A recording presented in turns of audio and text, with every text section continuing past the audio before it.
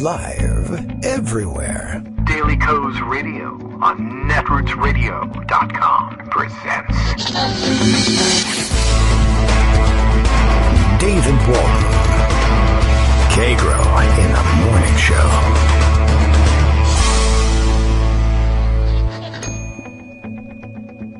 Now, here's David Waldman.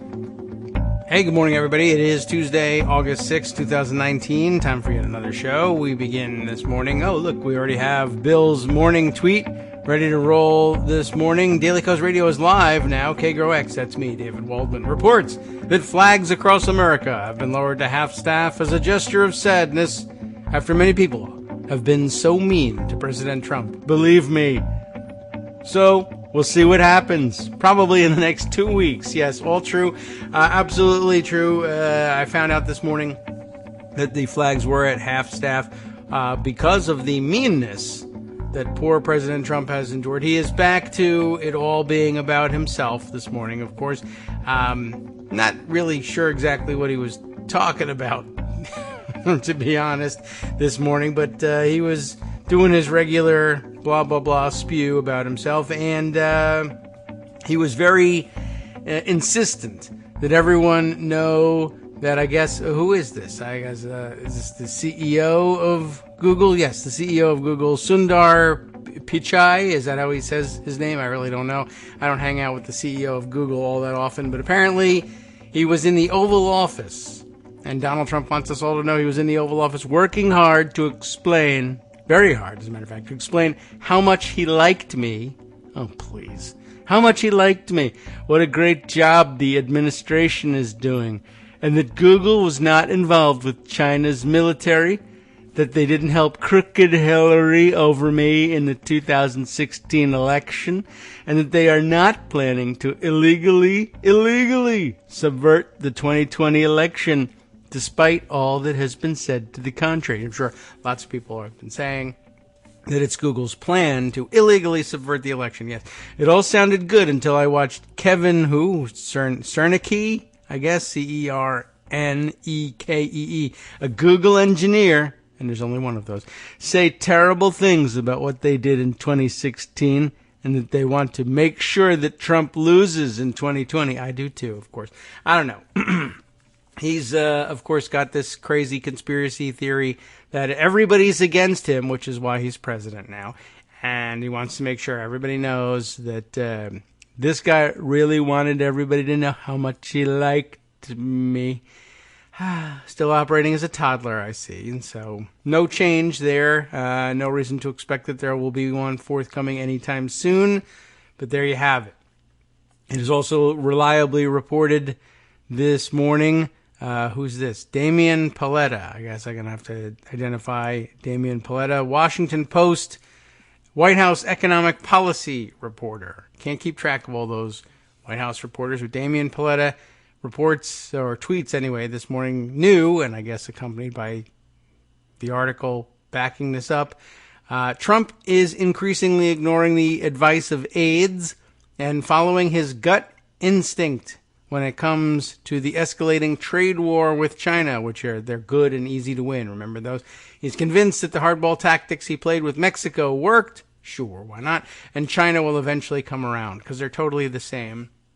And you can deal with your neighbor and biggest trading partner and ally, essentially. And I guess I would put them in a different class then. It's not military ally, but a close relationship with Mexico versus the pretty frosty relationship with the world's the world's most populous country, and they're on the other side of the planet, and frankly, sharing a lot less in common with us than Mexico. And I think you ought to play them both exactly the same. Why not? But it is important to know he is going to be following his gut instinct, which is almost assuredly the biggest instinct he has. Certainly the biggest instinct in any room he is standing in would be his gut instinct, and he's going to have to follow his gut, unless he's going to paint a smile on his ass and walk backwards. I don't know what he's going to do besides follow his gut, and he can follow it everywhere. These are all the reports, one of many, which report that he is increasingly ignoring all the advice he gets from the people around him. And, well, disaster ensues. I guess there's really not much else to expect to come of this. Let's see, other morning Twitter activity. We're going to have to catch up with the guy who decided to homestead it, where every time his kids go out to play in the backyard, his yard is invaded by 50 feral hogs. This is something I missed the initial development of, as a lot of people did. What I did was come in yesterday afternoon to a flood of tweets asking, what's all this about 30 to 50 feral hogs? And I never really did exactly find out. I saw what purported to be the original tweet in all of this, but it really didn't make any more sense then after I'd seen it than it did when I was just imagining it. But I guess, I gather that this guy was attempting to make a gun rights argument, asking people, but limiting his question to, I guess, his rural American neighbors. What am I supposed to do? I guess minus access to weapons like the AR-15. What am I supposed to do without one, given that every time my young children go out into the yard, within minutes we're invaded by 30 to 50 feral hogs? I am not certain that it's all connected, or whether they're there all the time, or whether the kids are there all the time, or whether the kids are particularly attractive to hogs. I'm not really certain what this is supposed to mean. I do know that people do love to use the AR-15s to hunt feral hogs. I do hear about that all the time in the gun fail story collections. Lots of hog hunting accidents because people do it rather carelessly. It's also something that apparently rural Americans think is okay to enjoy at night or from the back of a pickup truck without necessarily getting out of the pickup truck. So therefore it tends to lead to a lot of accidents. And I don't know. I'm not certain what to make of the problem of having your kids out there and having them the yard be invaded by feral hogs. I mean, you could move, I guess. It's the sort of thing that certainly lots of rural Americans say about people who live in flood zones. They love to claim that they could just up and move, but the feral hog one is a new twist, certainly. I'm not 100% clear about whether he intends to shoot the hogs while his kids continue to play in the yard and he needs the accuracy of a high-powered rifle. I have no idea what the guy's plans are, but a lot of people, well, I'm sure they had no more clue than I did, but they had a lot of fun with the tweet. Let's see. Other activity this morning in the Twitter world, this continuing since over the weekend, I guess. Photos circulating from down in Kentucky, the fancy farm picnic included or featured a number of young local men, that would be teenage guys, from, one of the local Christian academies, as it turns out, Lexington Christian Academy, I believe. And I guess they were there as Team Mitch, at least according to their T-shirts. And they were photographed in a number of, I would say, probably in less than appropriate or poses that demonstrate poor judgment, with a cardboard cutout of Alexandria Ocasio-Cortez, which just goes to show you what kind of power she's got over their minds down there in Kentucky. And, well, to no one's surprise, well, first of all, they've been identified, and I don't know how closely, how well the identification went. There was an initial tweet that misidentified the name of their school, but at any rate, they look like, fine young men, by which I mean terrible jackasses, and they are variously assaulting, choking, and groping and kissing the Alexandria Ocasio-Cortez cutout. And it seems like a poor choice for photographed behavior, but I just wanted to note for the record that once again, at the center of some poor judgment in their gatherings and photographs of those gatherings are the young prep school men of Kentucky, just like the Covington Catholic kids who couldn't control themselves at the Lincoln Memorial, the Team Mitch kids at Fancy Farm, all from Lexington Christian Academy, likewise letting their school down with the behavior they're exhibiting. Not a major event, but just yet another day of having to deal with this nonsense and worry about how the future is going to go when you hand it over to these kids. All right, let's see. Other items of interest will be stored away in pocket. We'll turn to that. I think a lot of discussion last night and early this morning about the Washington, or about the speech that Trump sort of kind of managed to give from the White House yesterday. Of course, most people focusing on the fact, and why not, that he mistook Dayton for Toledo. And, it's hard not to pass that one up. It seems, kind of like the minimum requirement for getting one of these things right is to get the name of the city right. But, what can you do? He's not about to put in that minimal effort. And, everybody could just, he could have issued one of his self-corrections, as he does so often during the speech.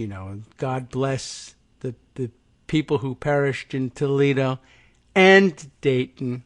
God told me he would bless either one, and I could call it either one. It's pretty much the same. So, that I'm surprised he didn't fall back on that one. Mostly ignoring that, but not ignoring it for its general tenor. Over at the Washington Post, Ashley Parker, Philip Rucker, Josh Dawsey, taking note of the activity and writing under the headline, Teleprompter Trump meets Twitter Trump as the president responds to mass slayings. You see, there's a very big difference, actually, in the approach to coverage of the speech from, let's say various outlets. The New York Times, I guess Twitter infamously, has gone with the headline take, that the president was urging unity versus racism. That is, that everybody should come together as one, which is, of course, the opposite of his actual messaging. And the Post here taking note of the fact that his Twitter words seem to differ from those attributed to him in the speech, either directly or by the New York Times. Twitter Trump is a very different person than teleprompter Trump. And of course, I don't know how naturally or how natural he would sound if he were reading his tweets aloud. I make him sound rather unnatural when I do it, but he was very wooden, and that's the best description you could give him, in delivering this robotic speech. And as I told you, I think Stu Rothenberg was commenting that his wife was commenting while watching the president that it looked like someone struggling with reading a foreign language that they didn't understand. And no understanding of where to put the emphasis in certain words. He was merely sounding things out phonetically. And we know that he does do that a lot. They give him phonetic spellings of things in notes and teleprompter. You don't have to go far afield to remember the Al-Qaeda spelling that he wrote for himself on his own notes. Anyway, let's find out about teleprompter versus Twitter Trump and what the columnists have to say. Teleprompter Trump repudiated Twitter Trump in the diplomatic reception room of the White House on Monday, speaking in the wake of 2 mass shootings in less than 24 hours that left at least 31 dead over the weekend. President Trump spoke of the, quote, inherent worth and dignity of every human life and the scourge of destructive partisanship. And then into the florid rhetoric. In one voice, one nation must condemn racism, bigotry, and white supremacy, the president said. reading from a script that scrolled on a teleprompter in front of him. He added, "Now is the time to set destructive partisanship aside." So destructive. That's him losing his place in this speech by repeating. I love that little verbal tick of so true, or so destructive. Now is the time to set destructive partisanship aside. So destructive. Where was I again? Oh, yes. And find the courage to answer hatred with unity, devotion, and love. That unifying message stood in stark contrast to more than 2.5 years of name-calling, demonizing minorities, and inflaming racial animus, much of it carried out on Twitter.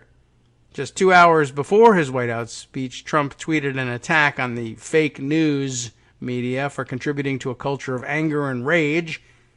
And in another set of tweets, the president suggested pairing strong background checks with desperately needed immigration reform. An obvious pair. Then dropped the matter entirely during his speech.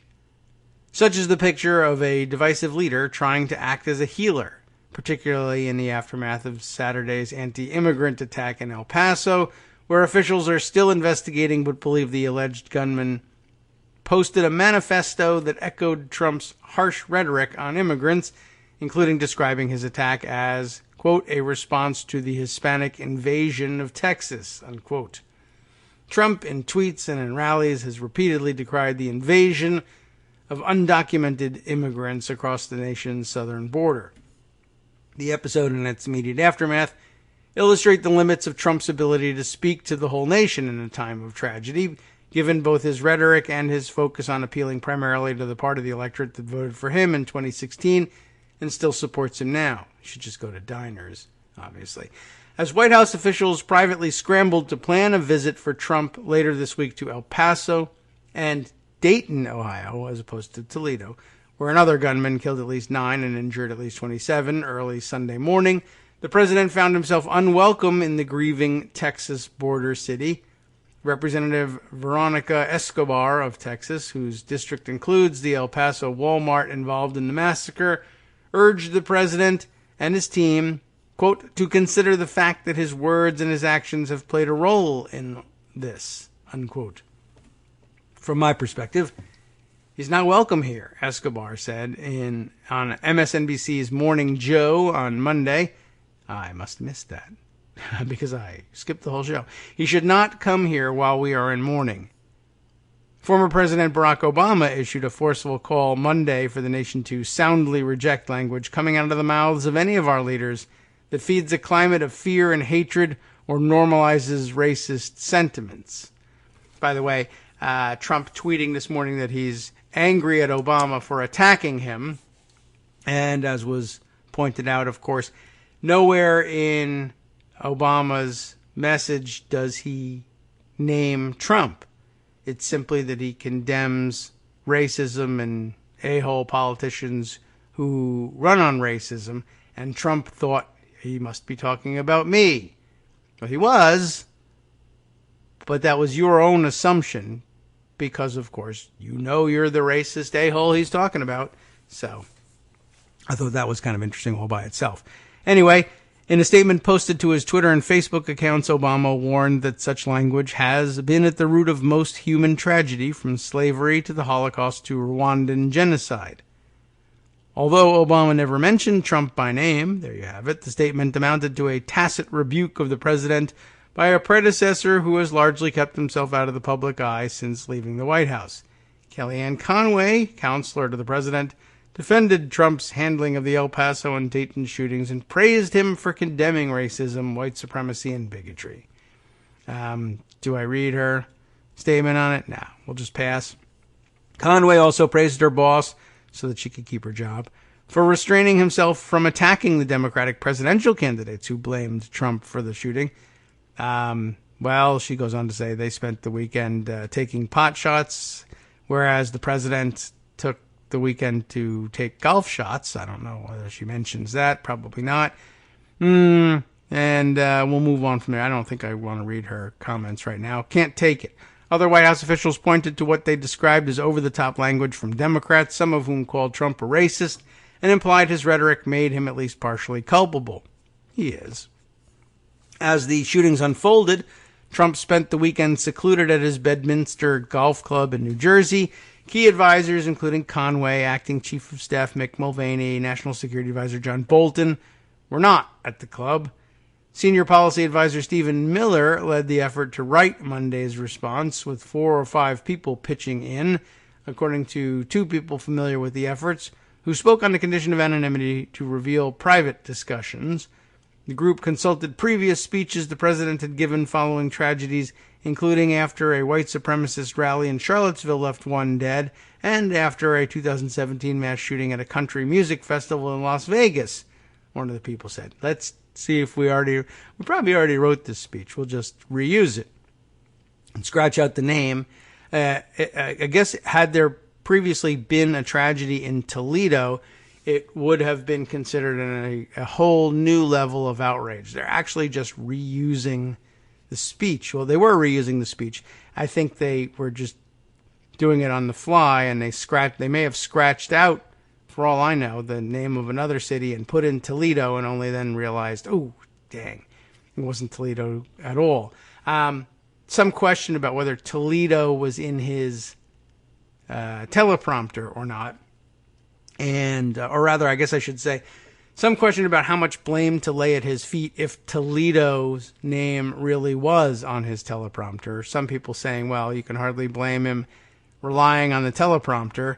Others saying you should probably have gone into the speech knowing that it was Dayton, and regardless of whether the teleprompter says Toledo, you just say Dayton instead. I don't know. I'm not certain how I feel about that. I guess if I were reading a speech on television and the teleprompter said Toledo, probably what would happen is my initial reaction would be, it wasn't Toledo, it was Dayton. This is a typo. And then my second reaction immediately following, within the same millisecond, would be, am I wrong? Do I misremember it? It was Dayton, wasn't it? And you know how I do these things. Reading these things, I read scripts out loud on the radio all the time, and I very frequently pause and say, sometimes out loud, sometimes to myself.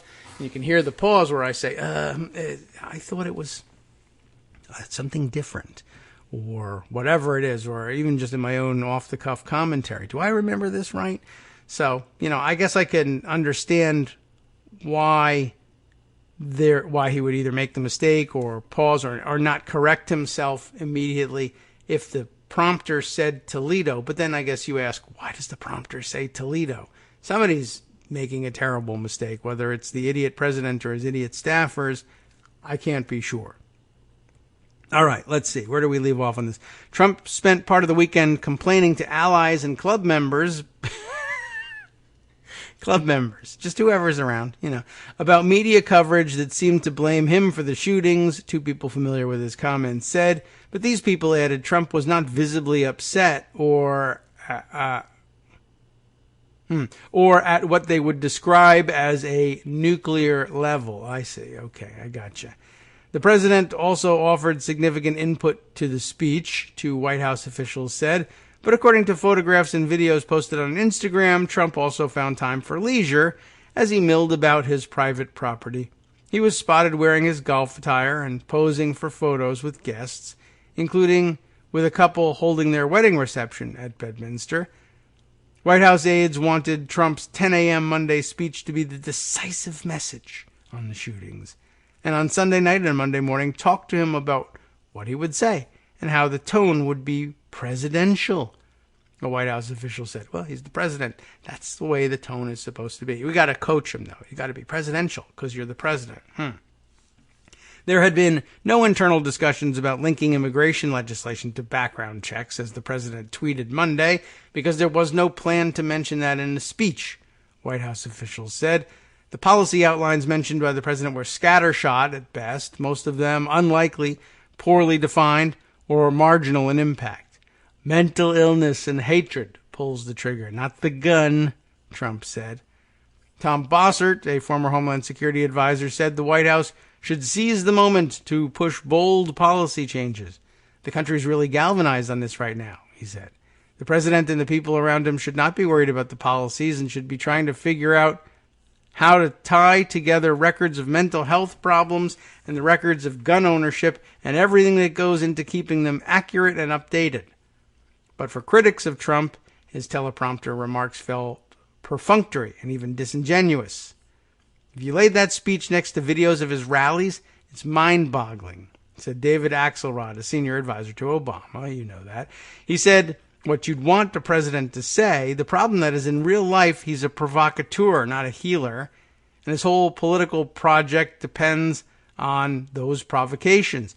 And so, how long will it be before he returns to Twitter Trump, stirring the pot? How long before the next rally when he uses the dehumanizing language that he decried in his remarks today? Indeed, the president has a history of walking back his more conciliatory comments and retreating into the incendiary language he believes his base prefers. After Charlottesville, for example, Trump faced a storm of criticism for condemning violence on many sides, prompting him to deliver teleprompter remarks admonishing white supremacists, only to backtrack again by saying they were very fine people on both sides. Current and former administration officials said Trump could be persuaded to strike a more unifying tone, but will quickly revert if he faces criticism from the news media or Democrats. Well, too late. That's going to happen. Tim O'Brien, a Trump biographer and executive editor of Bloomberg Opinion, said that Twitter is the closest to Donald Trump's core that you're going to get publicly. When he reads from a teleprompter, O'Brien adds, Trump has little tells. Those moments when he goes off script. So off script. The president, I added that, did so at the end of his remarks on Monday when he accidentally, off script there, blessed the memory of those who perished in Toledo, even though the shootings were in Dayton and in El Paso. Oh, by the way, when they released the official transcript, they crossed out Toledo from the text. That's weird. Hi, it's me, David Waldman, your host for Kagro in the Morning, with a brand new interruption to say thanks to all of you who support the show. Remember when I told you that our average monthly donation was about $7, for which you were getting 2 great hours of news and entertainment 5 days a week, and how that came out to about 70 cents an hour? That's a pretty good deal, except it's wrong. The math actually works out closer to 17 cents an hour. It is hard to beat a deal like that, and even harder to send your kids to college on it. Thankfully, Patreon.com makes it easy to make that work. Patreon, Patreon.com, is the simple, secure way to make recurring monthly contributions to support our show. Just search for me or the show name on the site, and they make it easy to crowdfund the show so that the power of our numbers can keep the show going for just a few bucks a month. Once again, thanks so much for all your support.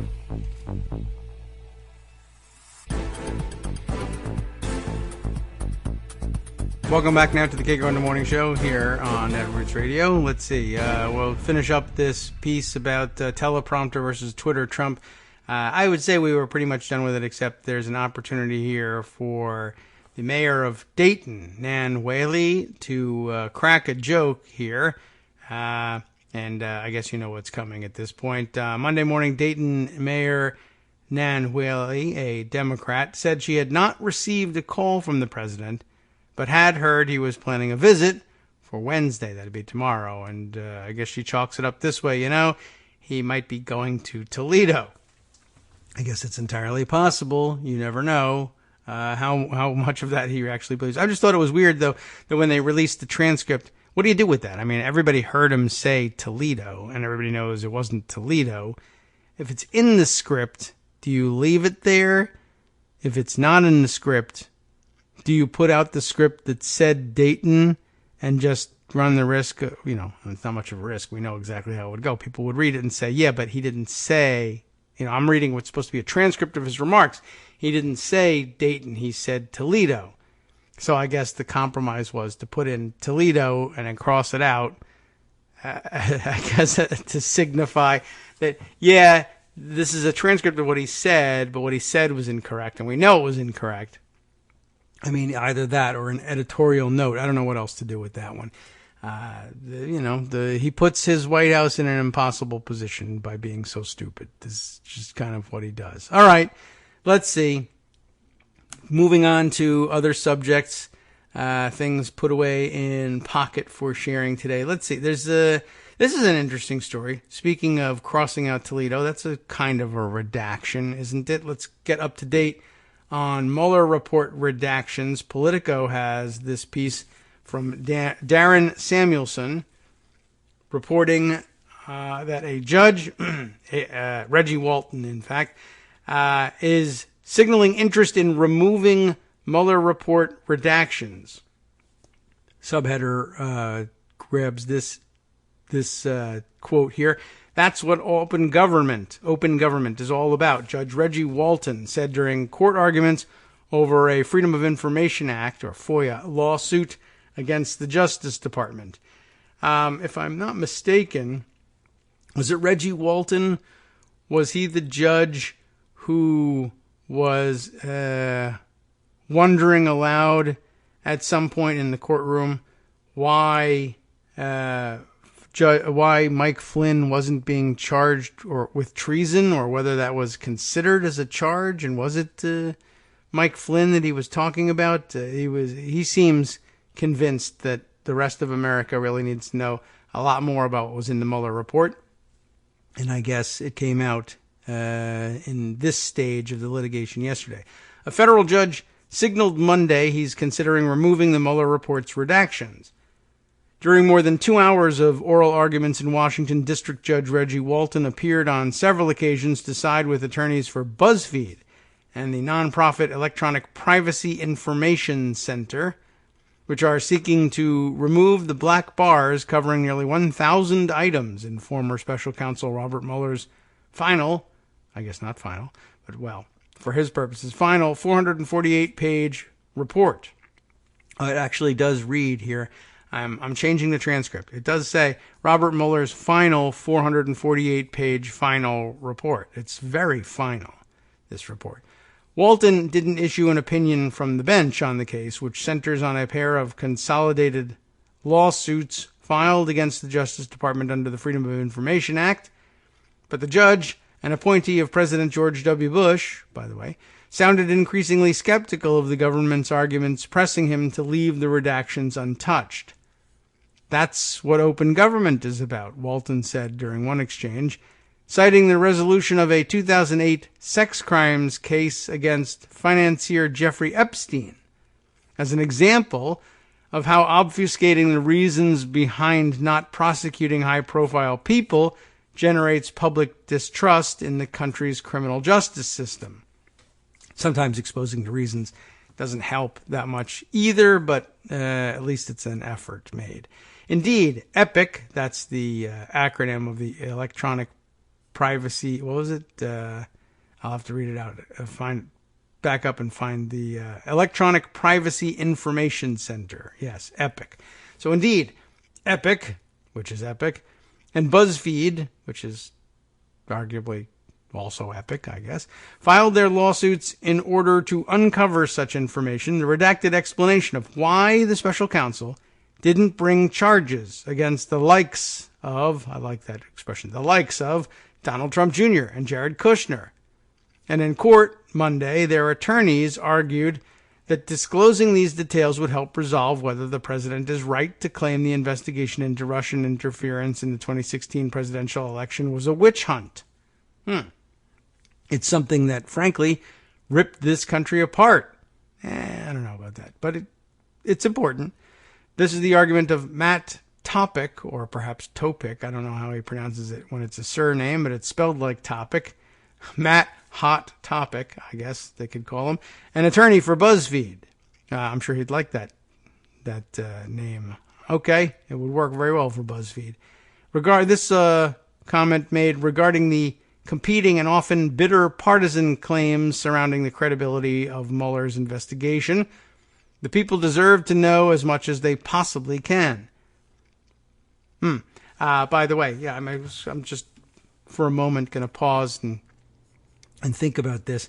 It's something that ripped the country apart regarding he said, competing and often bitter partisan claims surrounding the credibility of Mueller's investigation. I'll just point out that the lead critic in the Intelligence Committee about the credibility of Mueller's investigation has no credibility himself. That, once again, would be John Ratcliffe, who was publicly embarrassed over the course of the past week and outed as a serial liar. So the leading expressions of doubt about Mueller's credibility come from people with a demonstrated lack of credibility on this and all other subjects, to be honest. And you should keep that in mind. Monday's court arguments represent one of the many ways the Mueller investigation continues to linger, even though the special counsel's office shuttered earlier this spring. House Judiciary Committee Democrats last month asked the chief judge of the D.C. District Court to issue an order to let them see the underlying materials that the special counsel used. The Democrats say they need the information to make a decision about whether to impeach the president. While Walton has the power to issue an opinion that goes directly to the BuzzFeed and Epic lawsuit, he's also weighing another incremental step the two organizations have requested. Essentially, they asked Walton to review the unredacted Mueller report to see if the exemptions the Justice Department is citing to block release of the full document actually line up with what's allowed under the law. That is a good call. You are going to want to have that review made. They could be lying or exaggerating. Either one is very likely. Several of the judge's questions appeared designed to understand what he'd get out of doing that kind of analysis himself. But he also made several comments over the course of the hearing suggesting where he may fall. For example, Walton said he had, quote, some concerns about trying to reconcile public statements Trump and Attorney General William Barr have made about the report with the content of the report itself. The judge pointed to Trump's claims that Mueller found, quote, no collusion between his campaign and Russia and the president's insistence that he had been exonerated from a possible obstruction of justice charge. These comments, Walton said, also appeared bolstered by Barr's description of Mueller's findings during a DOJ news conference before the public and media could read the document themselves. It had seemed to be inconsistent with what the report itself said, Walton said.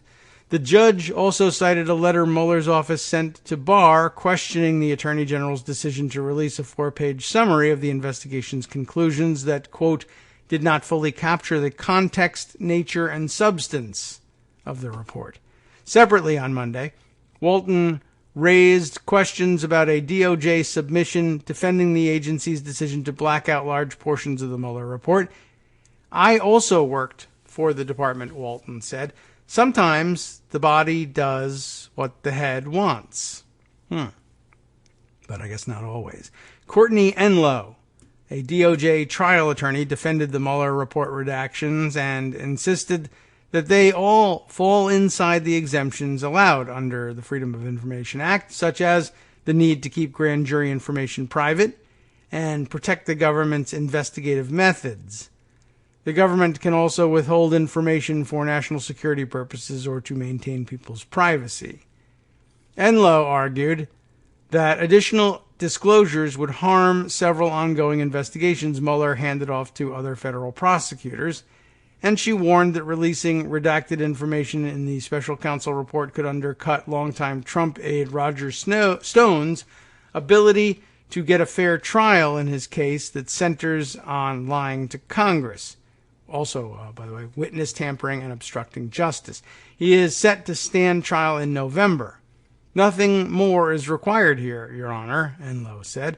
Enloe also said BuzzFeed and Epic lawyers were speculating as they seek to highlight potential disclosures that would come should the redactions be removed from the report, which she noted were made with help from Mueller's team.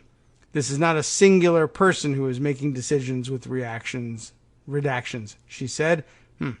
At the conclusion of the hearing, Walton acknowledged the likelihood that whatever he does will generate an appeal.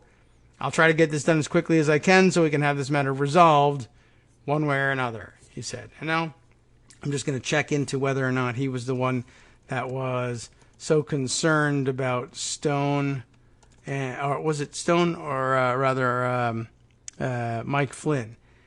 didn't he ask? Well, I don't know who to Google here, but I was pretty sure that he was the one that asked whether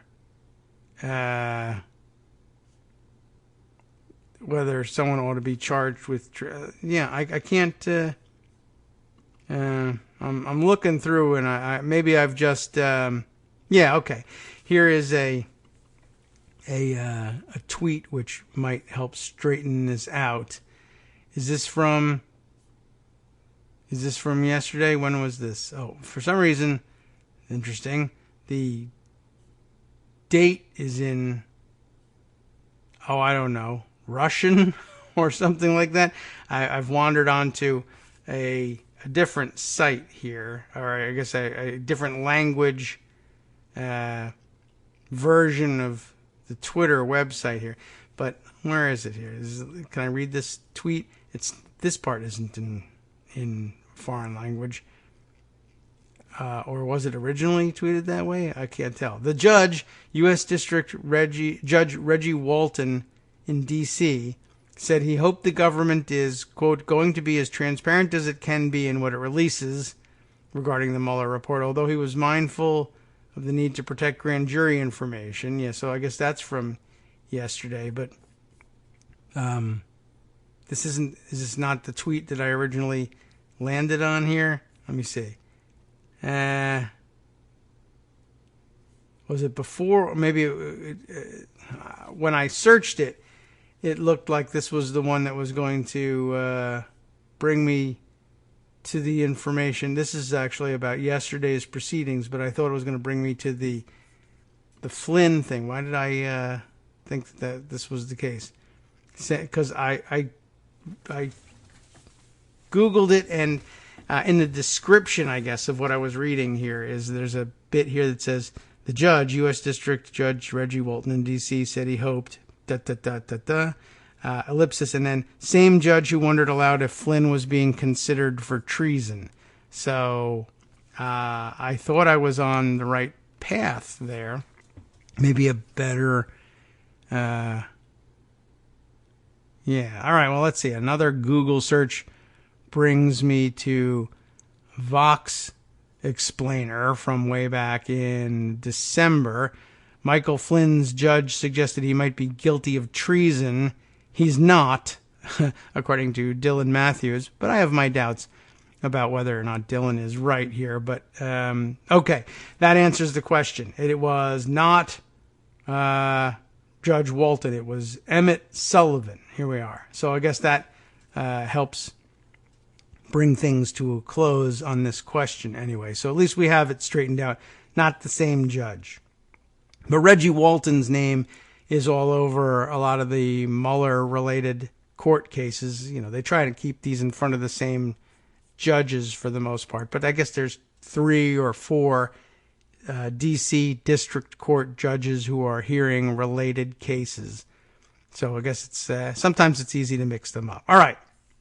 Well, moving off of that subject and on to a couple of others. Let's see. I thought a good summary of the weekend's issues were in Will Bunch's article that I had for you yesterday but didn't get around to reading, but perhaps we can share that today and get a little bit of closure on the weekend's disasters, but laying the blame at the feet at which it belongs, Donald Trump. Trump's America unravels in one bloody nightmare weekend. Now it's time to clean house, says Will Bunch.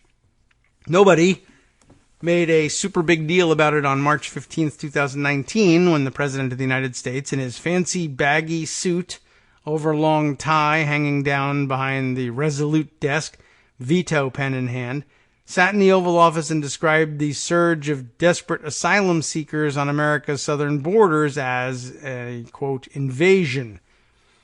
People hate the word invasion, but that's what it is, Donald Trump told the White House press pool as he vetoed the legislation from Congress aimed at blocking the president from his authoritarian maneuvers to divert at least $2.5 billion for a border wall to keep these human beings out. Maybe no one made a big deal because we'd all grown so numb to hate inducements from inside our own White House. He'd already called the immigration influx an invasion on more than a half dozen occasions, tweeting just days earlier, "I am stopping an invasion as the wall gets built," which it isn't getting built. And then hashtag MAGA, of course. A month before that, Trump had chosen the border city of El Paso, Texas, as the place to dramatize the alleged threat from Latino migrants. He rented out a big arena, stiffing the owners, by the way, and rallied support for the xenophobic centerpieces of his re-election campaign, making sure to highlight any criminals among the thousands of migrants who'd been arrested and detained. Murders, killing, murder. The president rambled on at one point as the frenzied crowd chanted, "Build that wall." Trump went on, "We will. If we cut detention space, we are letting loose dangerous criminals into our country." 5.5 months later, after that rally, a white 21-year-old community college student with a pro-Trump social media feed sat down in his family's McMansion in a posh Dallas suburb and picked out El Paso, more than 600 miles away, on a map. When he got to the border city, the man-child posted a so-called manifesto on the hate-laden website called 8chan that stated, "This is a response to the Hispanic invasion of Texas." Hours later, in police custody, the gunman reportedly told investigators he entered a Walmart packed with back-to-school shoppers to kill as many Mexicans as possible. Indeed, the 21-year-old did kill 3 Mexican nationals during the shooting spree that began at 10 a.m. on a sun-soaked Saturday in El Paso. Most of those he mowed down with his AK-47 style long gun were the ones at least able to escape a killer's only in America rapid gunfire. Or the ones least able, I guess, I see. The 20 corpses, some face down in a parking lot, included an 82-year-old woman and a 2-year-old. The 25-year-old woman was shot and killed while shielding her own 2-month-old baby, who lived, while witnesses described another infant with blood smeared across his belly. As always, the details of America's 249th mass shooting of 2019 were both shocking and painfully familiar at the same time, but this weekend came a grim plot twist. If you're like me and have the weird habit of falling asleep in front of the TV, you may have awakened as I did at 5 a.m. to the gut-wrenching sight of police sirens flashing in the dead of the Dayton night. In America, the nightmares come when you wake up. It was the aftershock, the second spasm of deadly American violence in just 13 hours, and the 250th of the year. 9 dead in Ohio. We don't know why a man opened fire on the crowd outside the Ned Pepper's nightclub, but we do know that just like in El Paso, he was a young white man dressed in black with enough firepower to kill or maim a few dozen humans in less than a minute's time. It was at that moment, in the pre-dawn blackness of a hot August night, that you could see that the center of Donald Trump's America is not holding. Yet already watched the fear and loathing spiraling out of control. The immigrants afraid to leave their homes to take their kids out to a playground or an ice cream shop. The gulag of squalid concentration camps. The increasingly racist rants from a president desperate to cling to his job. And now these twin eruptions, body bags and hastily abandoned shoes stacked up on blood-stained American asphalt. When things fall apart, they shatter into a million pieces. I can't tell you yet exactly how the bloodshed in El Paso is related to a mass murder in Dayton, or to the social dysfunction right here in Philadelphia that caused someone to spray bullets into a crowd of people shooting a hip-hop video, or into a crowded block party in Brooklyn the night before that. I can't explain why people tweeting about El Paso couldn't use the hashtag Walmart shooting, because it was already in use for a man who'd just murdered 2 employees at an outlet in Mississippi. All I know is that it's starting to feel like it's the same event, the great unraveling of America. The feeling only grew worse when I read that the authorities in El Paso believe some of the wounded may not go to local hospitals because they're so afraid of our immigration cops. It seemed like one more sign that conditions in this country, the violence, the fear, the embrace of racism and xenophobia from the highest levels, and the long slide into neo-fascism have become intolerable. And yet, with the blood of El Paso and Dayton not yet dry, far too many are still tolerating this. None more so than America's so-called Republican leaders, the Mitch McConnells, Mitt Romneys, the Greg Abbotts, who seem to share the same pathetic and cowardly playbook of quickly taking to Twitter, praying for the victims and their families, praising the first responders, and quickly logging off without one word about the scourge of white supremacy, the president who helps promote it, or the gun culture that makes it all so lethal. The few GOP bigwigs who were pressed for more fell back on familiar tropes. House Minority Leader Kevin McCarthy reached all the way back to the 1990s to blame violent video games, while Abbott, the governor of Texas, who once famously lamented the fact that Texans weren't buying as many guns as Californians, said the bottom line is that mental health is a large contributor. No doubt, mental health and the lack of care is a crisis in this country, but linking it to the El Paso murders seems like an evasion. From what we know so far, the killer embraced the sick ideology, but knew exactly what he was doing, driving 600 miles to a carefully selected kill zone and writing a hate-filled but consistent manifesto.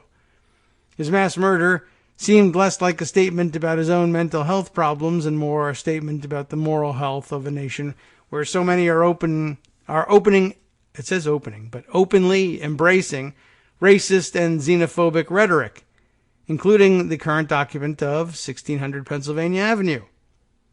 Interestingly, the El Paso gunman was media savvy enough to drop a line into his manifesto that his racist views are independent of his president. The journalists were certain to blame Trump, but that would be, in his words, fake news. But are good and thinking people to make of the fact that Saturday's killer, just like the Christchurch mass murderer before him and the Pittsburgh synagogue gunman before him, echoed Trump's invasion language on immigrants? I guess there's a word. Feels like there's a word missing in the first part of the sentence. Maybe what are good and right-thinking people to make of the fact that this echoed Trump's invasion language on immigrants? What kind of America should citizens expect when the president attacks women of color in Congress by telling them to go back where they came from, and when his true believers chant, "Send her back"? Researchers went back and looked at the counties where Trump held his 2016 campaign rallies and found those jurisdictions posted a stunning 226% rise in hate crimes. That paper didn't include El Paso, which was targeted in 2019 by both the Trump campaign and a mass killer, or Southern Ohio, where the president held a rally on Thursday. Just last week, an FBI memo said fringe conspiracy theories are becoming a domestic terrorism threat. You remember, we read it.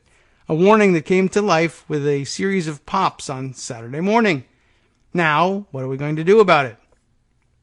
He, Trump, is a racist, and he stokes racism in this country, said El Paso's Beto O'Rourke, the former congressman and current 2020 presidential candidate. It fundamentally changes the character of this country, and it leads to violence. O'Rourke's words were a moment of moral clarity that America so desperately needs right now. We just need a lot more. Our intolerable state of affairs screams out for a crisis footing. We need Mitch McConnell to stop tweeting platitudinous baloney and call the Senate back from its summer recess and act on legislation that prevents gunmen from hunting human beings with weapons of warfare. A ban on military-style weapons that can kill or maim a person every second, and the high-capacity magazines that feed them. If McConnell and the GOP leadership won't hold that vote, and they won't, then Democrats need to shut down Capitol Hill until it happens. There cannot be business as usual. And perhaps you've seen Joan out there tweeting in the last day or so that there isn't anything preventing Democrats from returning to the Senate and using the pro forma sessions to try and make some headway in all of this. Of course, they may be stopped, but there's nothing preventing them from trying, and it would require calling an awful lot of Republicans back in order to stop them from possibly calling up such a bill, or, of course, just a Republican in the chair consistently ignoring Democrats jumping up and down, waving flags, seeking recognition. Either way, it would make for good C-SPAN viewing. C-SPAN 2 viewing, if you want to be technical about it. Anyway, let's continue with this. Last night, a meeting of the remarkable activists from Moms Demand Action, the preeminent anti-gun violence group right now, was taking place in Washington, D.C., and as news poured in from El Paso, they swarmed the White House for a candlelight and iPhone light protest at the White House that was powerful and profound, although I did notice that they were tweeting Saturday night that the president should look out his window and see the protest on his front lawn, except he was, of course, golfing in Bedminster, nowhere to be found. We should join them, Will admonishes us. All of us, people in Puerto Rico, Hong Kong, and elsewhere, have taken greater risks to protest behavior that, while undeniably outrageous, is arguably nowhere near as bad as what the 45th president is perpetrating. But the real moment of clarity as the sun rises over El Paso and Dayton is that the president urgently needs to resign or be impeached. Already, 120 House members have signed on to impeachment, or at least the opening of an inquiry, I guess, if you really want to be technical there. But while the frequently cited Mueller report does lay out serious high crimes and misdemeanors, the real reason for impeachment should be Trump's incitements to violence, which experts call stochastic terrorism, and his appeals to racism. A president choosing to use the bully pulpit of his office to embrace racism with the naked political goal of his own re-election, and now inspire mass murderers, is the greatest abuse of American power in my lifetime, worse than the crimes of Richard Nixon's Watergate. This is exactly why the founders baked impeachment into the Constitution and why the 2020 election may be too long for us to wait. If things are intolerable now, and they are, take a moment to ponder how much worse things can get over the next 15 months if we continue to do nothing. Ponder that. You have a minute to do it. We'll be right back.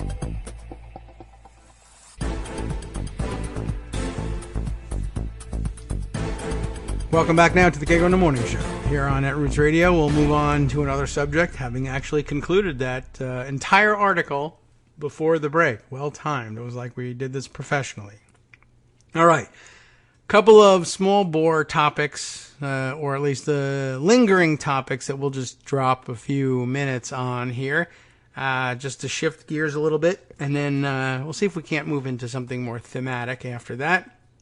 But, I have to close all the various pop-ups and do a lot of scrolling to get to the meat of this Vanity Fair article from end of last week, Best Levin, revealing that a new item of interest in the Jeffrey Epstein story.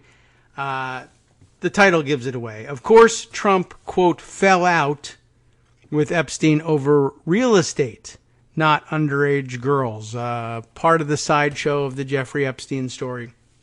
And part of Trump's claim to virtue and innocence in all of this mess is that he's not a fan of Jeffrey Epstein. Yes, I know everybody has repeated the quote of Trump saying that he's known him for many, many years, and it's said that Jeff likes girls even younger than I do, et cetera, you know. We all remember this one. But the story his team has been circulating is that they had a falling out. They're no longer friendly with one another, and that in fact they claim he kicked Epstein out of Mar-a-Lago.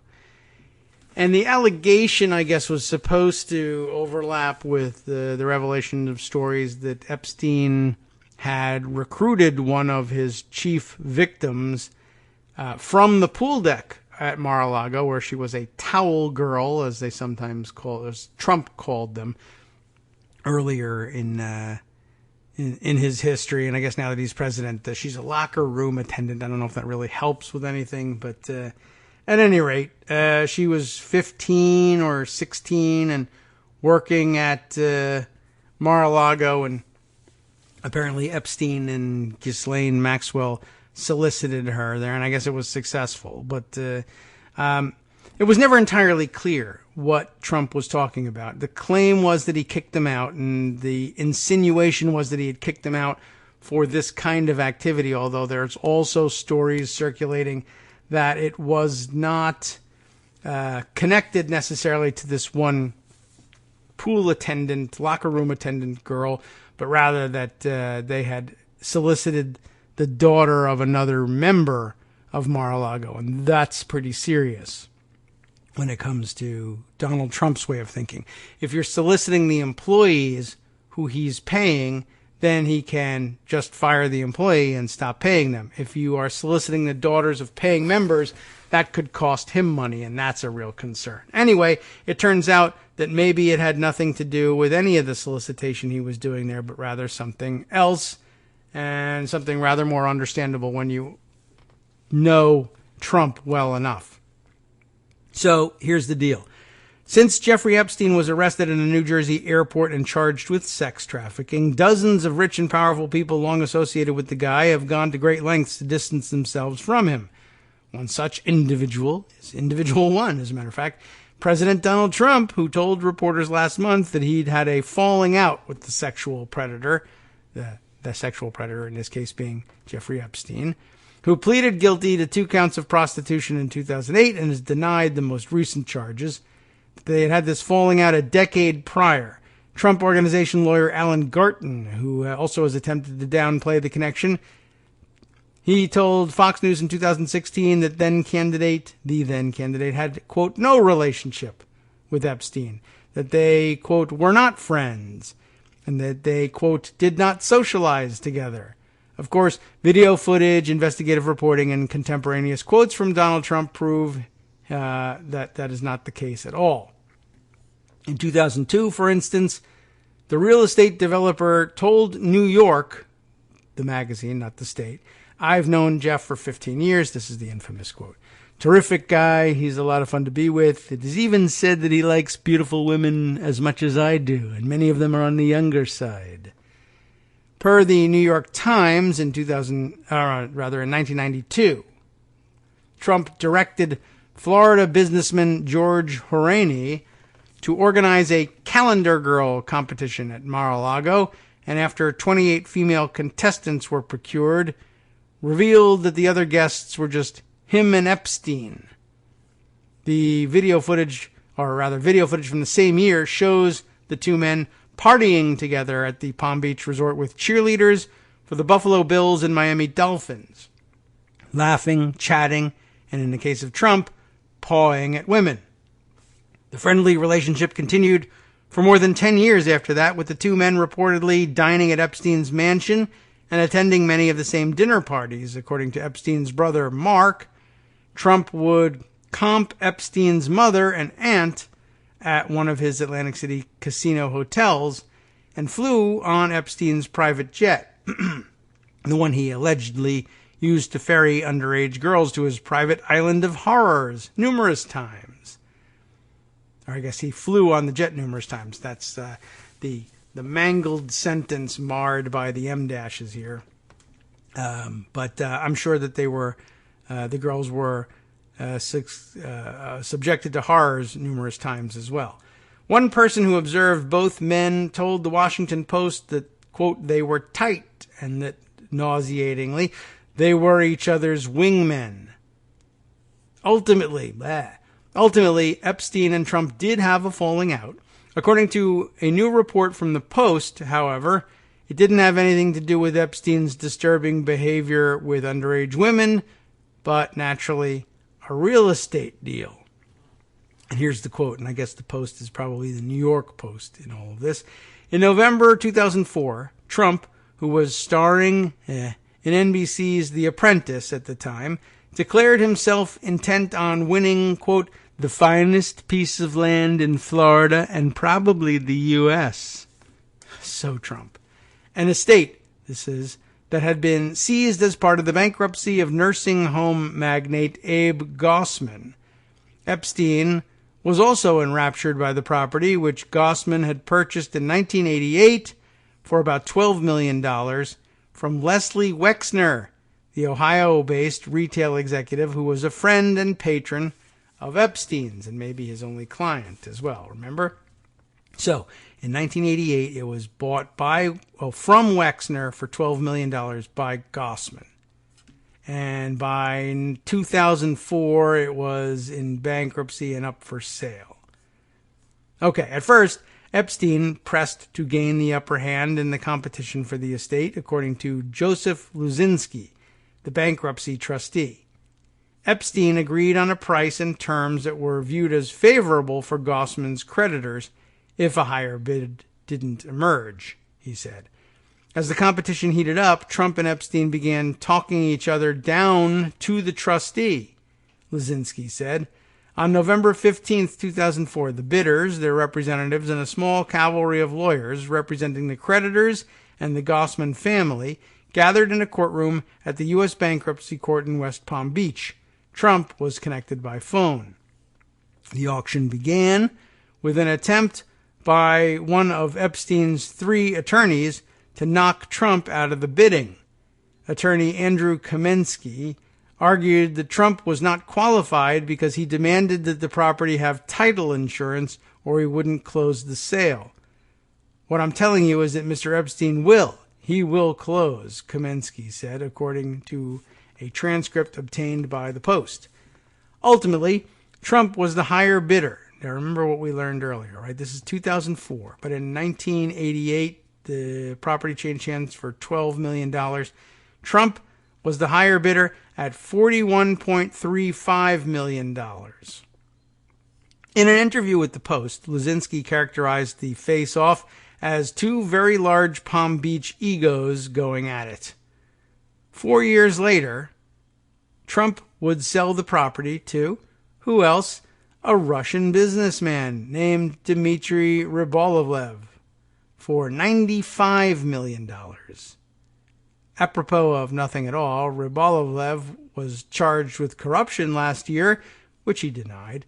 Trump would later ban Epstein from Mar-a-Lago, though the exact timeline, whether this was before or after the Florida police began investigating Epstein in 2005, is unclear. According to the Post, the last known interaction between Trump and Epstein occurred the same month as the sale of the house, when Trump left a pair of messages for Epstein at his Palm Beach home. We can only assume Trump called to gloat over low-energy Epstein for losing the deal and not to warn him to stay away from underage girls. Probably not the case. Probably wanted him to bring him over to his place. Anyway, just thought that was an interesting additional bit of news from the Epstein front, and we now have all the background on that to do what with? I don't know. Anyway, let's see. Other stories to continue on. I'm not going to go back to the story of Epstein hoping to seed the human race with his DNA that the New York Times offered us last week. I was thinking of swinging by the New York Times piece that I mentioned to the other day about the Justice Department declining to prosecute Comey, but I think we really did get the gist of that one. And I did include it in the roundup on the day we mentioned it. So I don't know if diving into that is as helpful as switching subjects back to Russia and the interference in the 2016 election, both here and in the Brexit referendum in the UK, those things being connected again. And I had spent time over the weekend, I mentioned to you, watching The Great Hack, which was pretty interesting and revealing. I don't know if I feel like I learned a whole lot that was new from The Great Hack, but I should probably spend some time scrolling back to my weekend tweet or two about it to remind myself of what I was thinking of as I was watching it. But I've got another article here from The Guardian from last week that I didn't manage to sneak in before the weekend came, but that reminded me that I wanted to watch The Great Hack. And let me see if it's revealing enough as we read through it here. The Guardian's piece here, written by Linton Crosby. Is that right? Or am I it's about Linton Crosby. I'm sorry. Written by Jim Watterson. I'm not familiar enough with the names and players in UK politics to have instantly recognized that as one of the players in the article, as opposed to the writer of the article, Jim Watterson. Okay. Revealed, Johnson's ally, that's Boris Johnson's allies, firm secretly ran Facebook propaganda network. And here's where Linton Crosby comes into it. Sir Linton Crosby's firm, CTF, has built unbranded disinformation pages for, you never believe it, the Saudi Arabians and major polluters as well. So here's an interesting little bit, this article. The lobbying firm run by Boris Johnson's close ally, Sir Linton Crosby, has secretly built a network of unbranded, quote, news pages, that would be fake news, I guess, on Facebook for dozens of clients ranging from the Saudi government to major polluters, a Guardian investigation has found. In the most complete account yet of CTF Partners' outlook and strategy, current and former employees of the campaign consultancy have painted a picture of a business that appears to have professionalized online disinformation, taken on a series of controversial clients, and faced incidents of misogynistic bullying in its headquarters. They said that such was the culture of secrecy within the firm that staff working on online disinformation campaigns, which selectively promoted their clients' viewpoints on anonymized Facebook pages that followed a common formula, used initials rather than full names on internal systems, and often relied on personal email accounts to avoid their work being traced back to CTF and its clients. The disclosures will raise pressures on the Prime Minister to distance himself from CTF, with former staff members warning that the company might wield substantial influence in the new administration. CTF gave Johnson an interest-free loan to cover office and staffing costs earlier this year. I think illegal in the United States to do things like that, but okay. While Crosby's partners in the business are Mark Textor and Mark Fulbrook, with Fulbrook taking a leave of absence to run Johnson's campaign for the Tory party leadership, along with David Canzini. The news follows The Guardian's April report that Crosby's company was behind a series of hugely influential pro-Brexit Facebook groups, which spent as much as £1 million seeding the idea of a no-deal exit from the EU in the minds of the British public. But the latest revelations reveal that the company has pursued that approach more broadly in the service of previously unreported corporate interests and foreign governments. And they expose a major flaw in Facebook's political transparency tools, which make it possible for Crosby's company, which boasts on its website that it deploys, quote, the latest tools in digital engagement, unquote, to use the social network to run professional-looking news pages reaching tens of millions of people on highly contentious topics without apparently disclosing that they are being overseen by CTF partners on behalf of paying clients. And there's a small graphic included here which explains how Sir Linton Crosby's company ran disinformation campaigns on Facebook.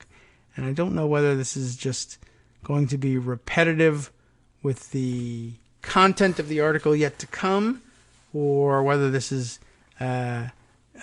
additional material. But perhaps we'll refer back to it if we feel like we don't understand exactly how the mechanics of their scheme worked once we've read the body of the article. Based on discussions with current and former employees and examination of a large number of internal documents, The Guardian can reveal the extent of the astroturfing campaign. And then there's a bunch of bullet points here. How the company took millions of pounds from the Saudi Arabian government in 2018 to burnish the reputation of, you'll never guess who, Crown Prince Mohammed bin Salman, who has subsequently been implicated in the murder of Jamal Khashoggi. How the company worked with the party of former Malaysian Prime Minister Najib Razak, who has since been implicated in one of the world's biggest ever corruption scandals in the run-up to the country's last general election. Razak has denied any wrongdoing. Not the world's biggest corruption scandal, but none. I didn't do anything wrong, you see. CTF's role in political campaigns in countries criticized for their human rights records, ranging from Zimbabwe to Sri Lanka to war-torn Yemen. And lastly, how CTF specializes in fighting regulation by seeking to influence key politicians with campaigns in support of coal power, tobacco, and against cyclists. That's what it says. By the way, the world's largest or world's biggest ever corruption scandals in Malaysia. I forget the name of the company, but that does keep coming up every once in a while, that there's a, I don't know whether it was a sovereign wealth fund or a private equity investment fund that just comes up from time to time in the Trump context too. There's about what's the name of the company? Was it Malaysia? It was like just Malaysia One or something like that. It rings a bell, but it was definitely based out of Malaysia. That one of these money laundering operations is also connected to Trump, and we'll see whether we can make that connection later on, or whether it's made explicit in the rest of this text. CTF declined to comment on their methods or clients, but said they operated within the law and accused the Guardian of relying on false or distorted facts. They dismissed the idea that the company or Crosby could exercise any influence on the Prime Minister. It begins to emerge here, the theme. I don't think they were operating on quite the same scale, but CTF clearly aimed to leverage the same sorts of media, and in many of the same ways, though perhaps less data-driven, but perhaps we'll find out more about their data focus. But a sort of successor to Cambridge Analytica in the way they sought to use Facebook. The company's approach is a sophisticated application of the well-worn communication technique of astroturfing, where political campaigners attempt to create the perception of an upswell in grassroots support for a cause. One former employee described how Crosby's business created Facebook pages on specific topics to spread disinformation to interested members of the public in the UK and abroad. It would all be anonymized and made to look as though they are a news aggregator with a specialist angle, the employee said. For instance, if we were working to promote the use of coal, it would be an anti-environmental page. You might make a page designed to attract pro-Trump types and get them revved up about green subsidies. Staff members said that they created websites and Facebook pages which appeared to be independent online news sources with names such as Why Electricity Matters, Reporting Yemen, and Londoners for Transport, but instead could be used to distribute highly selective information which reached tens of millions of readers. Multiple supposedly independent pages on behalf of different clients could then be managed by Crosby employees through a single high-level business manager account, which sidesteps Facebook's transparency tools.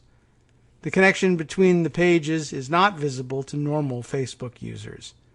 Secrecy was a paramount consideration in the communications strategy, the staffers said, leading to instances of the careful use of initials instead of full names on Facebook's internal systems and the occasional reliance on non-corporate email accounts. Some resorted to using Proton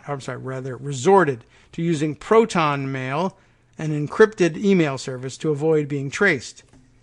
The Guardian understands that CTF partners earned millions of pounds representing the Saudi Arabian government, with the account headed by longtime Crosby associate Mark Domitrak. I'm not certain how he pronounces this, but Domitrak. A former lobbying boss at British American Tobacco.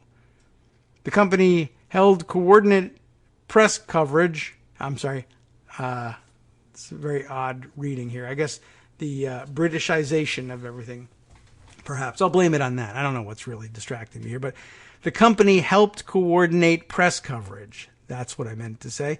Around the arrival of Crown Prince Mohammed bin Salman in the UK for his state visit in early 2018, prior, of course, to the murder of Jamal Khashoggi, Sam Lyon, the head of CTF Partners' London office, who previously worked as Johnson's director of communications, was a member of the team who worked with the party of Malaysia's then Prime Minister Najib Razak.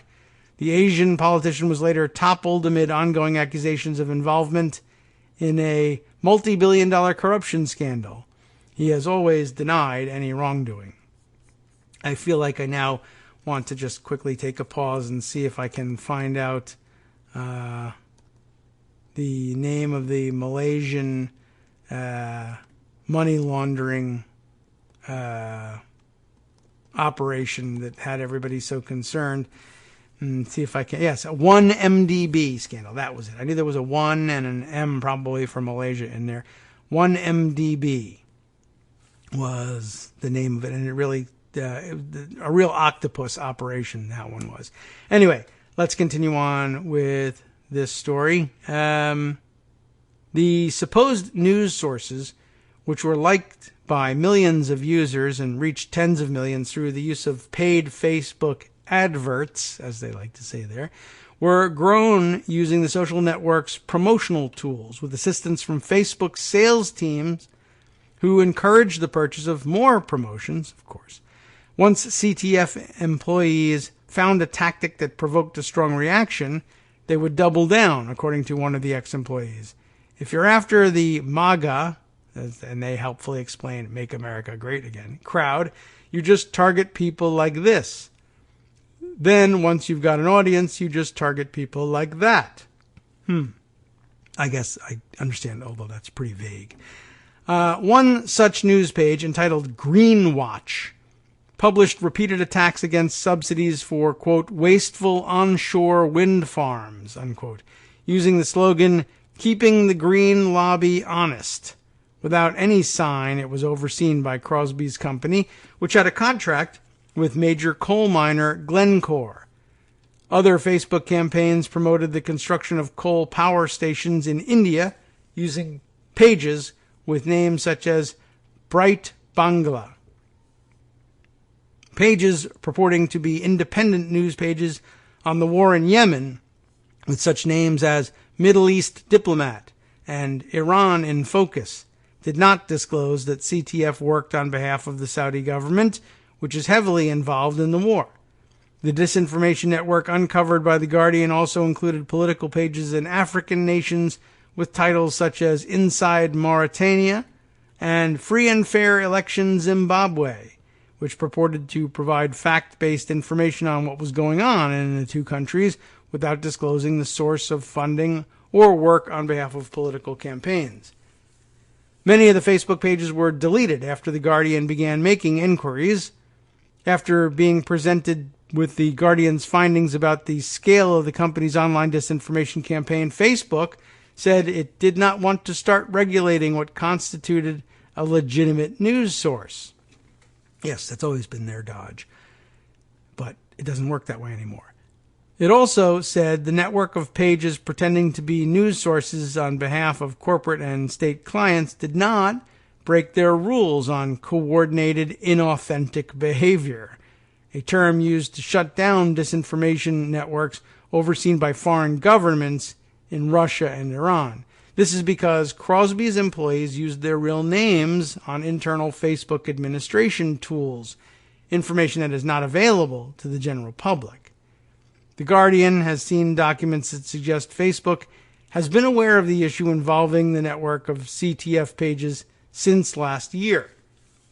The company said, our review to date suggests the majority of these pages to be operated by real people and do not currently violate our coordinated inauthentic behavior policy.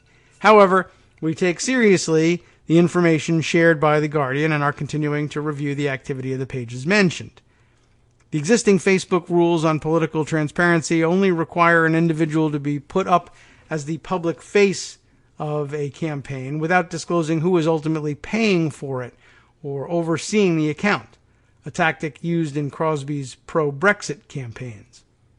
The company said it was looking to add additional disclosures, but suggested that government regulation was needed. Interesting. I guess you can get away with that over there in the UK. These examples could highlight the case for new rules, since internet platforms are not currently required to find out who is paying page administrators or managers.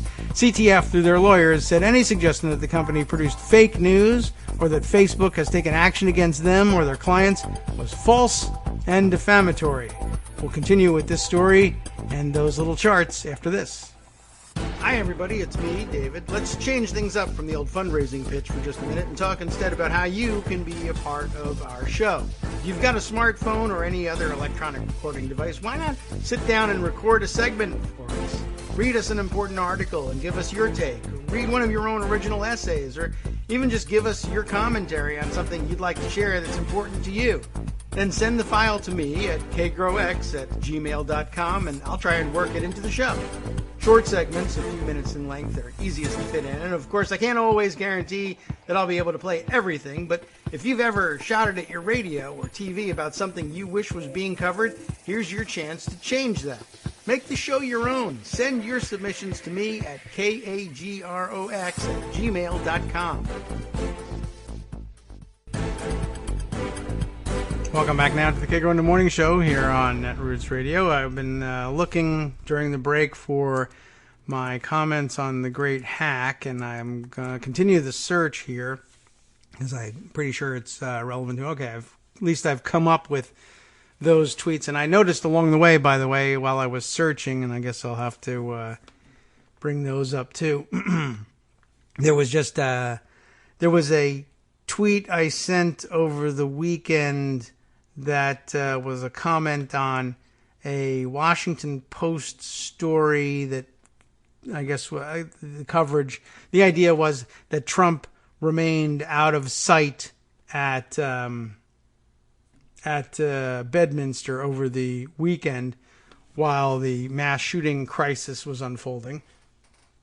And as I recall, while I'm still searching to come up with this thing again, I recall that the headline was, about Trump remaining out of sight during all of this. And they had a picture of him. It was accompanied with, there it is.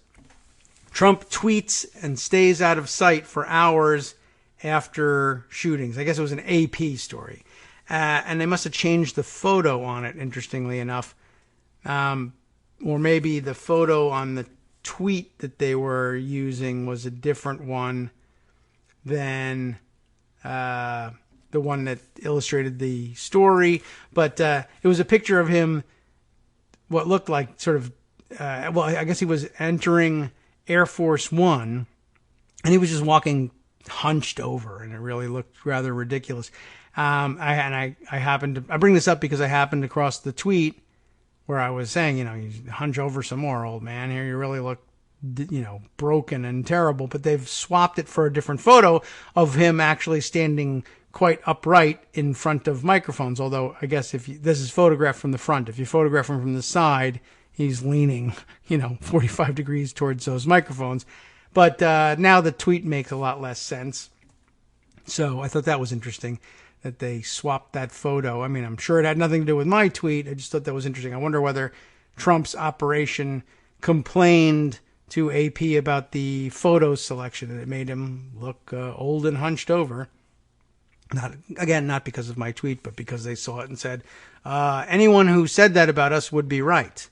Anyway, let's go back to the conclusion of the Guardian's article here.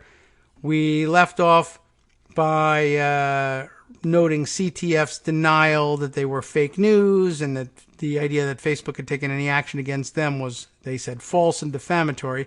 Boris Johnson here, has a long-standing personal relationship with Crosby, the guy who runs CTF, who has played a key role in every conservative election campaign since 2005.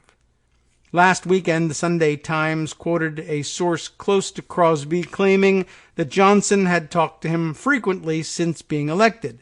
Crosby's lawyer said that any suggestion CTF or Crosby could exert influence on account of their relationship with Mr. Johnson ignores the reality of the decision-making and policy process in Westminster and Whitehall. Although CTF declined to comment on their methods, pardon me, and which clients they had worked for, citing commercial confidentiality rules. They said employees always operated within the law and accused the Guardian's journalists of relying on false or distorted facts and improperly leaked documents as part of a political agenda. That is not public interest journalism. It is agenda-driven and irresponsible journalism, they added.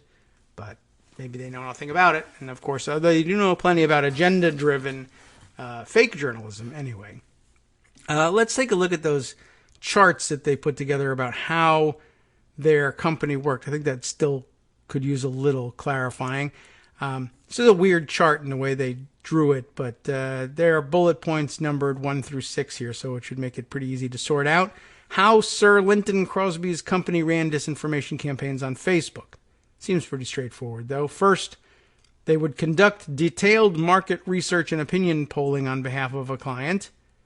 And number 2 here, create unbranded, and this is the important part, unbranded website and Facebook page purporting to be an independent news source on a relevant topic. 3, start posting links on the Facebook page to news articles from real news outlets in a bid to gain credibility. 4, they would then buy Facebook adverts to convince people to follow the page and build its audience. 5, they would see which topics provoke a reaction from readers and then use Facebook's targeting tools to boost readership. Number 6, finally, start uploading photos, links, and videos created by CTF employees to push the client's message to an interested audience, creating the impression of a grassroots movement on what appears to be an independent Facebook page. And I guess probably the important part of that is the time spent early on linking to known and legitimate news sources in a bid to establish credibility for the new unbranded page, and then they would just slowly turn into an operation planting its own news, and people would say, well, that's interesting and seems perhaps sensationalistic in a way, but I've come to trust these people because they've always linked to legitimate news sources in the past. I guess I'll just have to go with it this time. Let's see. One other chart here on how the loophole in Facebook's political campaigning transparency tool works. Let's see if we can make sense of this one. 1, Facebook requires a low level of disclosure from the campaign pages, such as saying which countries the administrators are located in. I guess that's all that they ask for here. And they are using the examples of the pages Free and Fair Zimbabwe election, Reporting Yemen, and Unblock the Embankment is the third page that they use. So step 1, or part 1 of this scheme, Facebook just doesn't require that much in the way of disclosure. Second, dozens of Facebook pages can be easily added to a single higher level group called a business manager, which is not subject to Facebook's transparency rules. It's a little bit like using LLCs to disguise the source of the money. It's all coming from Donald Trump, but the name of the company involved here is 123 Main Street LLC, not immediately identifiable as Donald Trump. And or even worse, I guess you could have a holding company that's called Property Management LLC.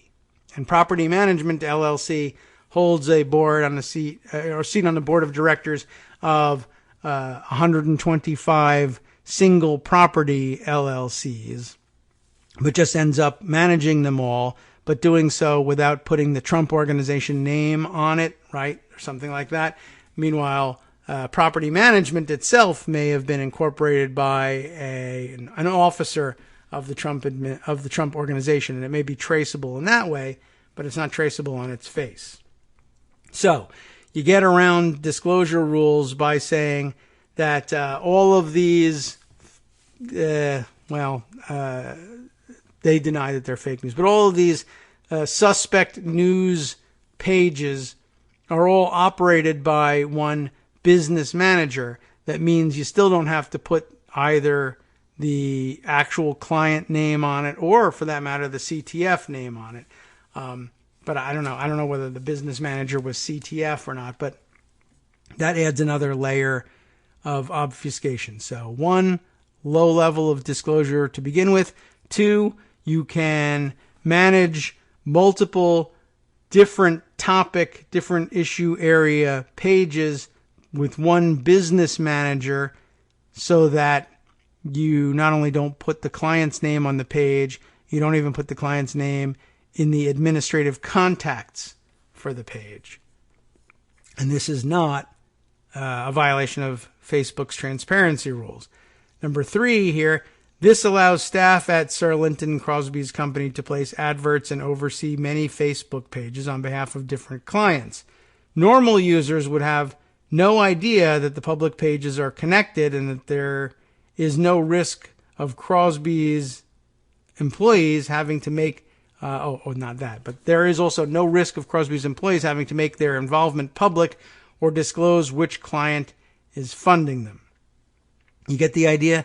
So if you have a Saudi Arabian client and a Zimbabwe client and a coal power plant client and an anti-bicycle, for some reason, I guess opposing bike lanes or whatever, if you have all those clients and you want to manage them together, and I don't know whether you ever want to cross-pollinate ideas like, we think the Green New Deal is stupid and you ought to be buying oil from Saudi Arabia and more coal as well, and you promote that on your environmental pages just to cross-pollinate, no one would need to know, and indeed no one would have any way of finding out, that they're all run by the same people operating the same portfolio, and that the reason the environmental page is suddenly so pro-Saudi is that the same people are being paid to run both, but you would never find out. Well, very interesting. Quite a scheme they have going there. And related, as I mentioned, I had watched The Great Hack on Netflix over the weekend. I every once in a while remember to try and catch up on such things. And I was pretty surprised by, I was interested in it. I don't think I learned a great deal, although I learned a lot more about the one figure around which most of the reporting in The Great Hack revolved, which was Brittany Kaiser, who I don't think I was aware of beforehand, but I do remember reading the stories of the former Cambridge Analytica data, engineers who had left the company and had an attack of conscience and were trying to help at least British investigators crack through and figure out exactly what they were up to. And I forget the name of the guy whose profile we read on the air, but in his testimony to parliamentary committees on the subject, mentioned that they needed to talk to this Brittany Kaiser woman. She's American, an American political operative. I don't know. And those of you who saw The Great Hack probably have the same feeling. It's very difficult to know what to think about this person. I mean, she was revealing all this information about Cambridge Analytica that might be helpful in bringing down, it already brought down the company, but it might help in bringing down even the clients that they assisted in all of this. But it was very difficult to feel genuinely sympathetic for Brittany Kaiser, a woman who apparently began her political career working for Barack Obama on his data team and claiming anyway to have worked for issues of human rights advocacy around the world for all what amounted to all of her career. She's a pretty young looking person, but then somehow managed to get wound up in Cambridge Analytica and working for not just conservatives, but alt-right, hardcore, reactionary, crazy, neo-fascist conservatives, and, going along with it. And she made some excuses along the way about, her family was in dire financial straits, but she also admitted along the way that she got caught up in the jet set lifestyle and was, as she said, putting on airs, acting more posh, as she put it, as she made more and more money with Cambridge Analytica and was running with this crowd. I just found it really difficult to swallow, the whole idea of her working for Barack Obama and campaigning for human rights. And I emphasize the human rights because there was a very definite message to the great hack, which is an important one, which was that, as they just explicitly say, it's their campaign line, that data rights, privacy rights are human rights. One of the big major underlying themes of the film is that people ought to have ownership rights in their own personal data, and that fortunes, the billionaires of Facebook and elsewhere and Google, et cetera, on and on, are built on the lag in our legal thinking and reasoning about data. I mean, the value of these companies, Brittany Kaiser quite rightly, I think, points out, the value of the companies comes from the fact that they are in control of so much personal data, and they just sell and resell access to or actual use of this data. And they're able to do it because we never paused to think about something as abstract as who owns information about you. And one of the problems, I guess, in trying to figure out who owns information is the countervailing libertarian, the electronic libertarian thought of information wants to be free, man. And, it's always been difficult to get people to understand, for instance, the concept of intellectual property in general. Most people can grasp it now, but still there's a lot of people who are heavily invested in ignoring intellectual property rights. Yes, I understand that if the Rolling Stones write a song, there are identifiable people there who have ownership of the song, and even though they aren't, physically damaged, or their pocket isn't physically picked if you play their song and don't pay them for it, but we've constructed we've put together this construct of intellectual property to try and manage that. So now if you are a radio station that sells advertising space, even if you don't sell advertising space, but the idea is if you would sell advertising time on your air based on the public's knowledge that if they tune to your station, they will hear eventually songs that they like, including the work of the Rolling Stones. They're lending their ears to your advertisers by, becoming loyal listeners of your radio station. That is all happening because of the intellectual property you're broadcasting over the air. So if you're going to make money selling time on that air to a toothpaste company, the writers of the songs who are responsible for your being able to build the following that allows you to charge money for airing toothpaste commercials ought to be getting paid too. That's the whole concept. And, it happens elsewhere, not just in the context of commercial radio, but when a campaign plays music at a rally, it's supposed to be paying the artists as well. And sometimes it's difficult to know, well, how do I send money to Mick Jagger or whatever? Well, there's organizations that do that. And you're supposed to pay generalized licensing fees. Radio stations do the same.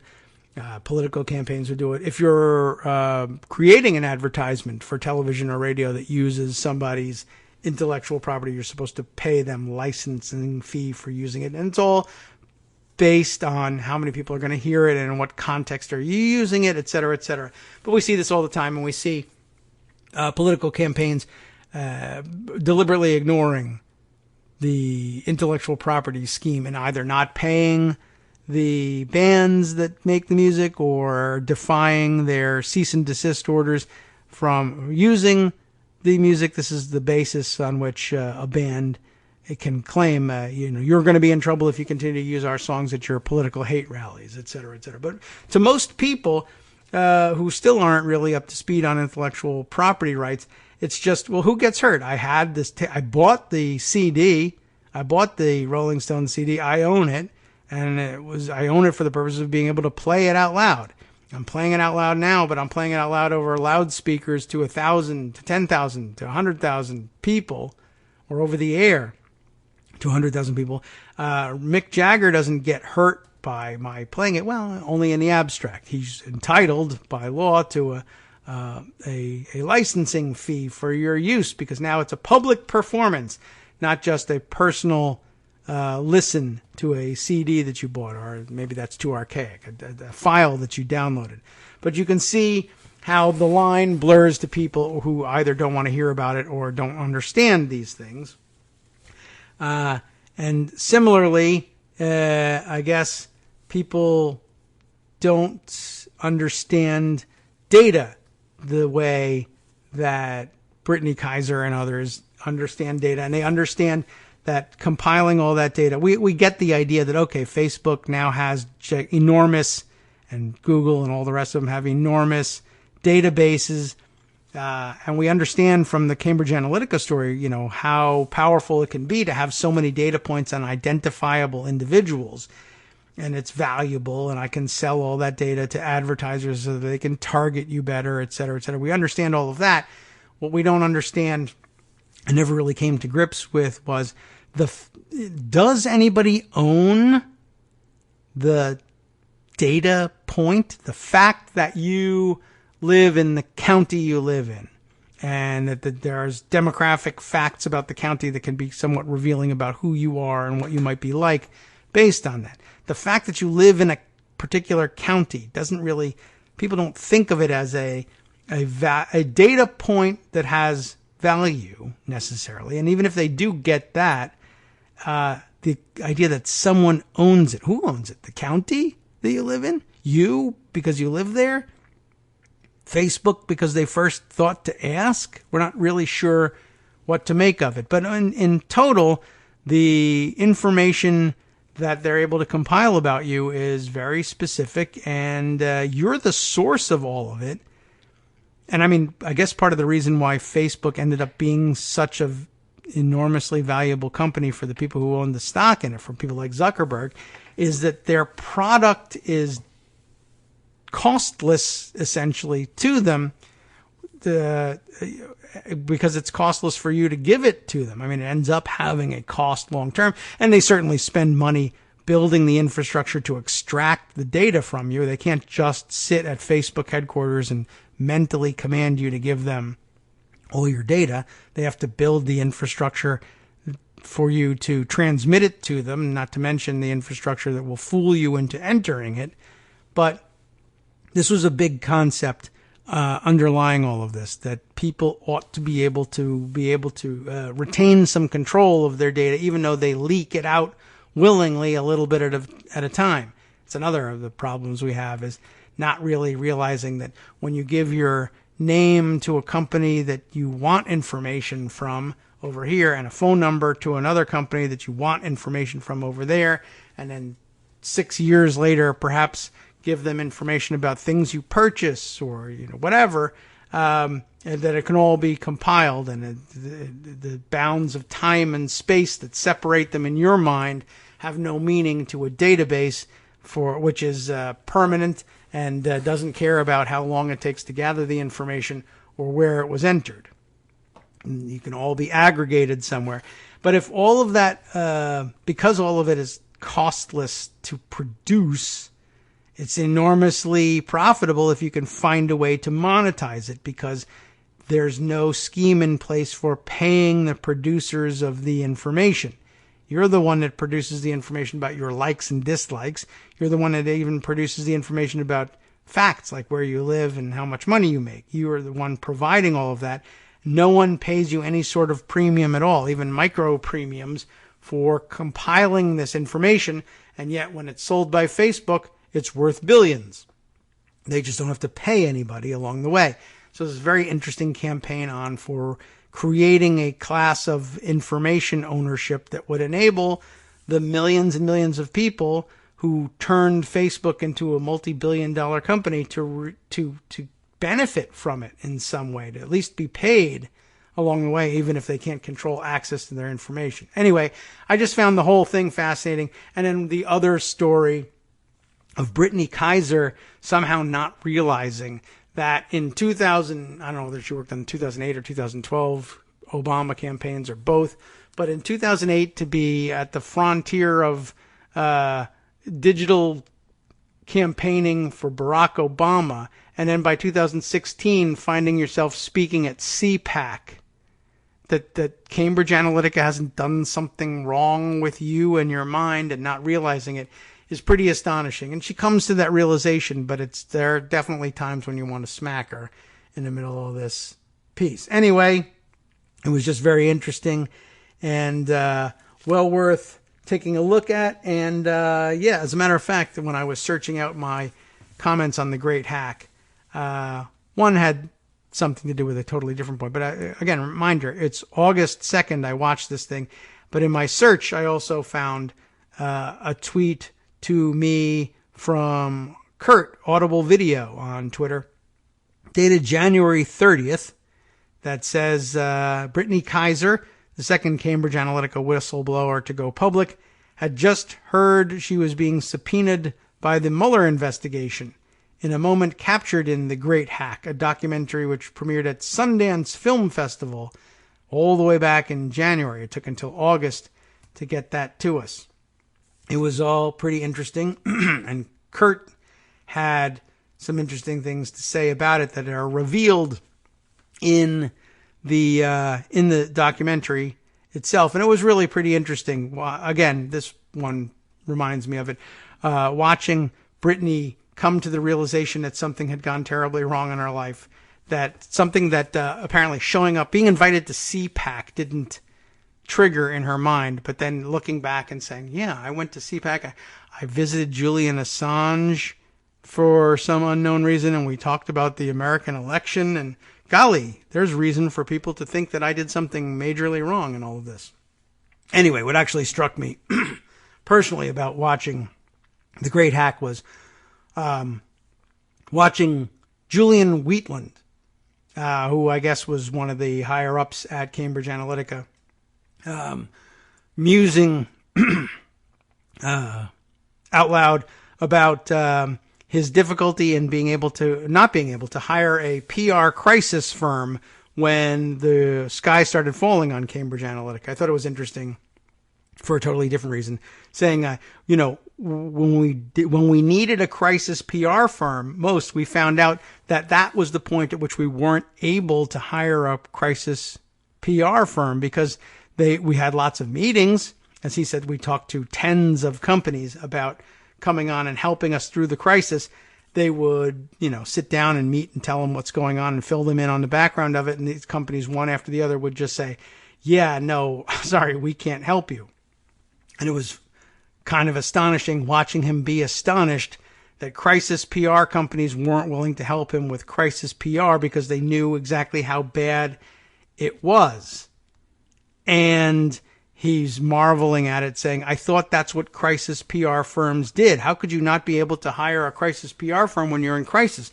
They know that's their whole business model. They come in when you're in crisis and handle your PR. And here they were all saying, no, we can't handle your PR because you're in too much of a crisis. And I was like, welcome to pre-existing conditions, Julian. I mean, I know this wasn't supposed to be about healthcare, but just watching him be totally caught by surprise by the idea of, but I thought that's what you guys did. You take care of people who are in crisis. Well, that's what I thought insurance did, but it turns out they really don't. And besides which, maybe you can't just go to a crisis. Maybe the idea is you have to hire a crisis PR firm and be on retainer before you have your crisis. I don't know. And, but maybe there needs to be pre-existing condition protections for crisis, corporate crises, but I think not. Perhaps we just let those people drop dead. After all, okay, just trying to reach across the aisle and find areas of compromise here. I just thought that whole thing was kind of amazing. So I definitely recommend taking a look at The Great Hack, although it's quite frustrating to look at and to watch unfold before your eyes and not understand how Brittany Kaiser couldn't have seen this coming. Anyway, lots more to come. Probably in the next couple of days, maybe we can catch up on what's happening on the British side of things. In the meantime, though, time to hand you over to Justice Putnam for the West Coast Cookbook and Speakeasy, and let's take a look at what he's got on tap for you. Starting off in his Bistro Cafe, Obama urged Americans to reject language coming out of the mouths of any of our leaders that normalizes racist sentiments. Gee, Trump took personal umbrage at that one. Steve Scalise spent Monday ignoring the weekend's mass shootings to smear Democrats with ugly lies about supporting murder. A bipartisan group of 28 lawmakers are redoubling their efforts to stop Trump from going to war with Iran. And Putin is threatening to develop new nuclear if From the U.S. does it Radio first. On NetworksRadio.com. We already have. Remember, he's redone our nuclear. Listening to the Kagro in the Morning Show. With David Waldman. Internationally, North Korea has funded its weapons program with over $2 billion in hacked and laundered monies from banks and cryptocurrency exchanges. Oh, they're doing the privateers of the Caribbean. I should talk to them. And China threatens severe countermeasures if United States deploys intermediate-range ground-based missiles at its doorstep.